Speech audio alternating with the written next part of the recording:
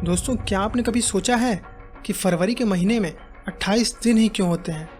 बाकी सभी महीनों में 30 दिन होते हैं या किसी किसी में 31 दिन होते हैं। तो फरवरी के साथ ही ऐसा अन्याय क्यों किया गया? देखते रहिए इस वीडियो को आखिरी तक, क्योंकि आज हम इसी के बारे में आपको बताएंगे।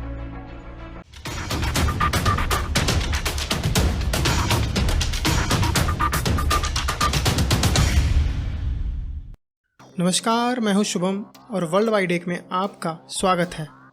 इससे पहले कि मैं आपको फरवरी के 28 दिन के पीछे की कहानी को बताऊं, उससे पहले हम जानेंगे कि फरवरी में हर 4 साल बाद 29 दिन कहां से आता है।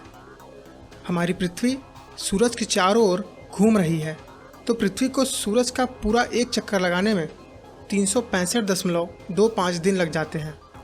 यानी साल में 365 दिन के अलावा 6 घंटे और लग जाते हैं पृथ्वी को सूरज का एक चक्कर पूरा करने में। यानी अगर हम फरवरी के 28 दिन के हिसाब से चलें तो पूरे 6 घंटे हम साल में पीछे हो जाते हैं। तो इसी 6 घंटे की भरपाई करने के लिए हर 4 साल बाद ऐसे ही 6 घंटे को अगर हम काउंट करें तो पूरे एक दिन बन जाते हैं, और उसी एक दिन को फरवरी में जोड़ दिया जाता है, जो फरवरी का 29वां दिन होता है, जिसे हम लीप वर्ष के नाम से भी जानते हैं। ये 28 दिन फरवरी में ही क्यों होता है, मार्च या फिर अप्रैल में क्यों नहीं होता? इसको जानने के लिए हमें कैलेंडर के इतिहास को समझना होगा। सबसे पहला कैलेंडर रोमन्स के द्वारा बनाया गया था। रोमन्स के जो पहले राजा थे, उनके सामने चुनौती ये थी कि बार बार मौसम चेंज हो रहा था और इसके साथ कई त्यौहार भी आ रहे थे। तो मौसम और फेस्टिवल्स को निश्चित करने के लिए इन्होंने सबसे पहले मार्च से दिसंबर तक 10 महीने का कैलेंडर बनाया। उस समय में जनवरी और फरवरी तो था ही नहीं। लोगों ने दिमाग लगाकर किसी महीने में 30 और किसी में 31 दिन रख दिया। उसमें इन्होंने जनवरी और फरवरी को इसलिए शामिल नहीं किया क्योंकि इन 2 महीनों में वे लोग कोई काम नहीं करते थे। उनका मानना था कि जिस महीने में हम काम ही ना करें तो उस महीने का भला हिसाब किताब ही क्यों रखा जाए। ये थी उन लोगों की विचारधारा।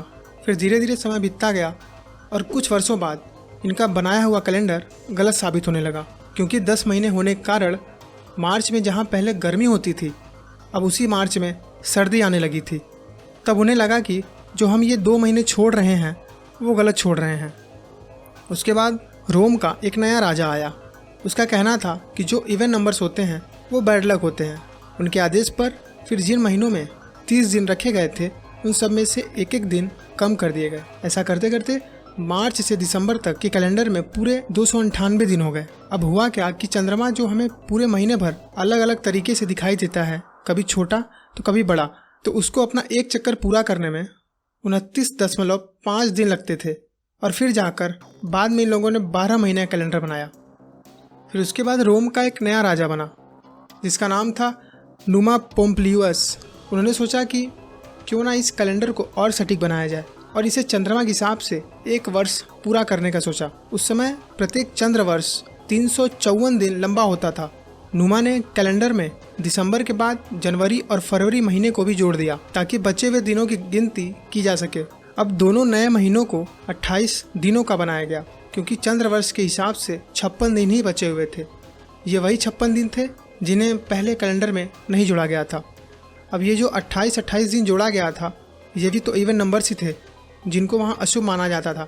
इससे बचने के लिए वहाँ के राजा ने जनवरी में एक दिन और जोड़कर 29 दिन का बना दिया और हर वर्ष को 355 दिनों का। इस बात का कारण कभी पता नहीं चल पाया कि क्यों राजा ने फरवरी में भी एक और दिन नहीं जोड़ा, और प्राचीन रोमन काल से ही फरवरी को बदनसीबी वाला महीना समझा जाने लगा, क्योंकि यह 28 दिन का था। फरवरी महीने को अशुभ महीना समझे जाने के पीछे एक और कारण यह भी है क्योंकि इसी महीने में ही रोम में मृत आत्माओं की शांति और पवित्रता के कार्य किए जाते थे। यहाँ तक कि पुरानी सेवाइन जनजाति की भाषा में फेब्रुवरी का मतलब पवित्र करना होता है। इतने बदलावों के बावजूद कैलेंडर में आने वाली मुश्किलें खत्म नहीं हुई, और यह मौसम के बदलावों के हिसाब से नहीं बन सका क्योंकि वहाँ के राजा ने इसे चंद्रमा के हिसाब से बनाया था। उसके बाद रोम के विश्व प्रसिद्ध शासक जूलियस सीजर ने एक विद्वान को नियुक्त किया और कैलेंडर को चंद्रमा के हिसाब से न रखकर सूर्य के हिसाब से रखने का आदेश दिया, जैसा कि मिस्र के कैलेंडर में भी किया जाता था। अब जिस विद्वान को कैलेंडर को ठीक करने का काम दिया गया था, उन्होंने क्या किया कि हर वर्ष में 10 दिन और जोड़ दिए। अब कैलेंडर बन के तैयार तो हो गया, लेकिन ये सब बनने के बाद एक और परेशानी थी, क्योंकि हर साल में बचा हुआ वो 6 घंटा और 4 साल में बने उस एक दिन को कहाँ रखा जाए। तो उसके लिए उन्होंने बताया कि सारे महीने 30 और 31 दिन के हैं, लेकिन फरवरी ही एक ऐसा महीना है जिसमें सबसे कम दिन है। तो फरवरी में एक दिन को लीप डे बोलकर हर 4 साल में जोड़ा जाने लगा। तो इस तरह हमें सही कैलेंडर मिला जो आज तक चल रहा है।